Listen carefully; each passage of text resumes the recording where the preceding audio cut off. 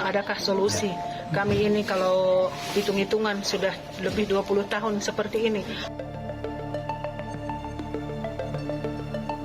Makassar, kota yang terletak dekat dengan pantai, posisinya membentang sepanjang koridor barat dan utara.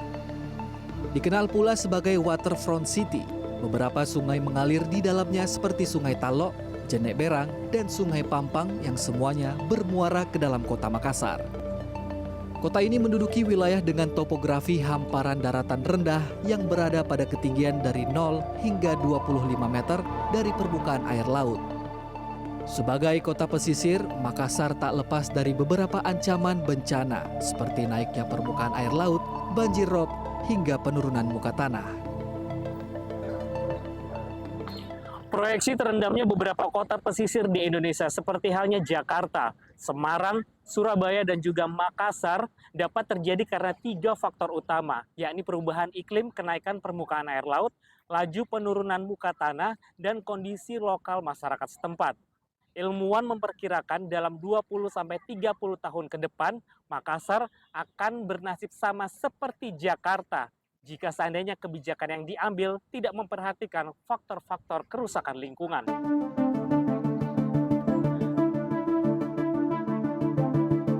Penurunan muka tanah atau land subsidence adalah fenomena geologi berupa pergerakan permukaan tanah ke bawah hingga mencapai titik tertentu.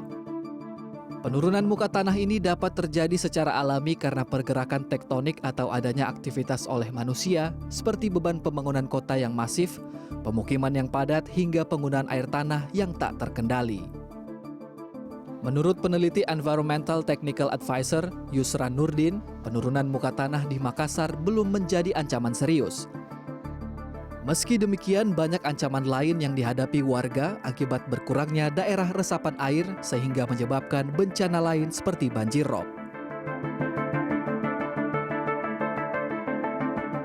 Meluapnya air laut dan sungai akibat fenomena pasang menuju ke daratan yang pernah terjadi di Makassar Februari 2023 lalu disebabkan tidak adanya daerah resapan yang menampung kelebihan air sehingga menyebabkan banjir di pemukiman warga. Ancaman berikutnya adalah kita lihat reklamasi. Di RT RW Kota Makassar, 3.300 hektar itu dialokasikan ruangnya untuk reklamasi. Artinya apa? Ruang-ruang wetland yang berfungsi sebagai wetland itu akan diambil alih oleh kawasan-kawasan pemukiman, kawasan industri, dan lain-lain. Ini bisa menyebabkan ketika permukaan air laut naik, itu tidak ada lagi fungsi wetland dan spong yang akan digantikan dengan lahan-lahan reklamasi yang menyebabkan rob bisa masuk ke dalam kawasan perkotaan. Land subsidensi mungkin belum menjadi ancaman serius kalau dari sepanjang pengamatan kami di Kota Makassar karena itu tadi mitigasi pengambilan air tanah.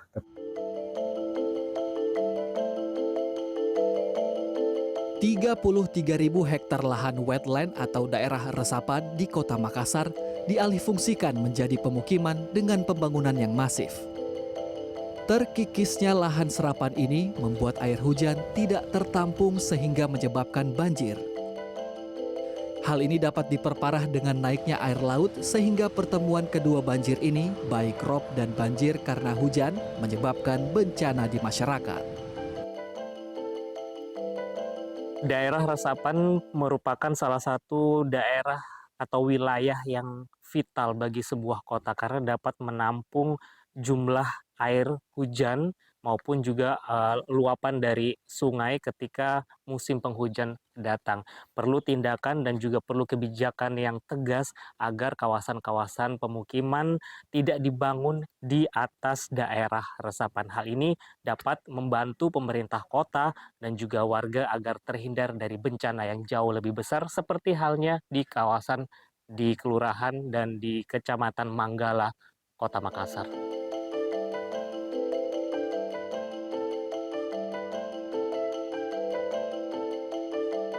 Warga yang pernah terdampak banjir rob di Kelurahan Manggala pada bulan Februari tahun 2023 lalu berharap ada solusi terbaik dari pemerintah daerah agar wilayah pemukiman mereka tidak lagi menghadapi bencana yang sama berulang-ulang. Mereka mengeluhkan bahwa banjir yang terjadi semakin lama semakin menenggelamkan rumah mereka. Kawasan Manggala dahulu merupakan salah satu kawasan yang diperuntukkan sebagai daerah resapan di Makassar. Namun seiring berjalannya waktu, banyak pemukiman penduduk memadati kawasan ini. Lambat laun kawasan ini menjadi daerah langganan banjir rob di kota Makassar.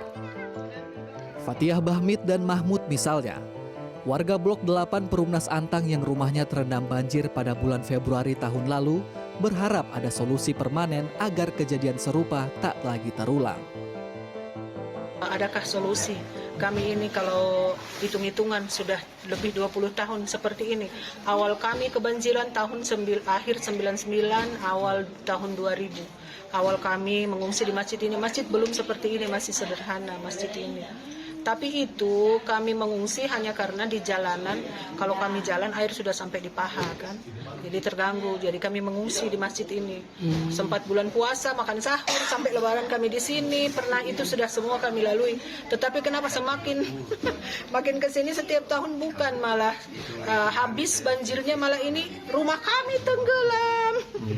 Tinggal atapnya tuh. Malah semakin parah, semakin tidak ada jalan keluarnya sepertinya. Jadi kami sangat membutuhkan solusi. Tolonglah. Jadi kalau banjirnya ini kurang lebih 13 tahun, 17 tahun yang lalu tidak banjir itu. Jadi nanti ini sudah dibangun di bagian belakang ini, di mana itu dulu resapan air kan, itu baru mulai banjir di sini. Ya. Jadi kalau dulu-dulu itu biasa sekali dalam 5 tahun.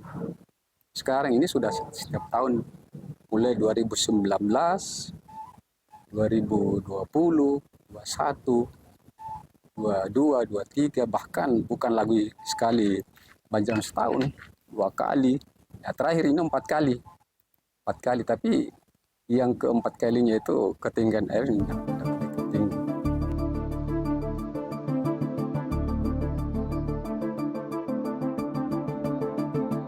Patut digarisbawahi bahwa penurunan muka tanah di kota Makassar akan menjadi ancaman serius di masa mendatang. Meski kajian tentang penurunan muka tanah di Makassar belum terlihat seperti kebanyakan kota besar di Pulau Jawa. Kepala Pusat Studi Kebencanaan Universitas Hasanuddin Ilham Alimuddin mengatakan bahwa kota Makassar bergerak secara dinamis.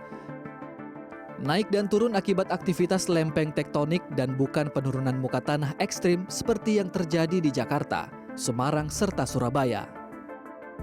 Dengan adanya aktivitas tektonik inilah salah satunya yang menjadi penyebab banjir rob sering terjadi di kota Makassar. Makassar kita sudah ada indikasi bahwa itu bisa saja salah satu penyebabnya. Walaupun penyebab banjir dan terjadinya rob, kemudian terjadi genangan yang sampai sebatas pinggang, bahkan ini di kota Makassar, itu boleh dikatakan masih sedikit penyebabnya gara-gara land subsidence ini. Kenapa? Penyebab land subsidence ini selain karena ada pengaruh tektonik ya, jadi Makassar ini juga kadang terjadi pengangkatan, juga terjadi penurunan. Ini yang mesti dipahami dulu, bahwa kita yang berada di permukaan ini kadang tidak sadar bahwa ternyata ada sedikit naik ya kan, atau sebaliknya terjadi penurunan. Wali Kota Makassar Dani Pomanto juga menyebutkan bahwa belum nampak potensi penurunan permukaan muka tanah yang menjadi ancaman di Kota Makassar. Meski demikian, berbagai upaya mitigasi bencana akibat kenaikan permukaan air laut di kawasan pesisir di Makassar sudah dilakukan dengan membangun sheet pile untuk menghalau air laut masuk ke daratan. Wilayah-wilayah yang menjadi prioritas antara lain di sepanjang Center Point of Indonesia sampai ke Pelabuhan Soekarno-Hatta Makassar. Land subsidence yang selalu dialami oleh waterfront city di seluruh dunia, terkhusus akibat penggunaan pompa air tanah dangkal yang begitu masif, kemudian ditandai dengan kualitas air tanah yang berpasir, dengan kenaikan air laut yang makin meninggi. Khusus di Kota Makassar, alhamdulillah tidak seperti kota-kota lain. Bahkan belum nampak. Kenapa saya bilang belum nampak? Sebelum kami memitigasi pesisir dengan pembangunan Center Point of Indonesia, intrusi air laut itu 400 meter. Pada saat kami memitigasi Pantai Losari dengan menggunakan seat pile dengan ketinggian 8 meter, itu akhirnya menyetop intrusi air laut yang tadinya 400 meter menjadi 0. Nah, inilah salah satu penyebab daripada efek spons dari sebuah kota. Literasi bencana atau penyadaran kepada masyarakat agar siaga dan mengambil peran untuk mengantisipasi kejadian bencana perlu digalangkan. Tak hanya itu, pemerintah daerah juga perlu tegas dalam kebijakannya agar lahan-lahan resapan air dan tidak diperuntukkan bagi pemukiman dengan tidak diberikan izin lagi untuk mendirikan bangunan. Kondisi geologi daerah pesisir dengan tanah yang lembut membuat tanah terus turun. Tetapi dengan kenaikan permukaan air laut, penggunaan air tanah secara besar-besaran, dan pembangunan gedung-gedung megah dan mewah, imbas dari perkembangan pesatnya sebuah kota, ditambah jika pemerintah daerah tidak serius terhadap penanganan alih fungsi lahan serapan menjadi kawasan pemukiman, turut mempercepat laju penurunan muka tanah. Raff Raff Kaffi, Alwi Fauzi, Makassar.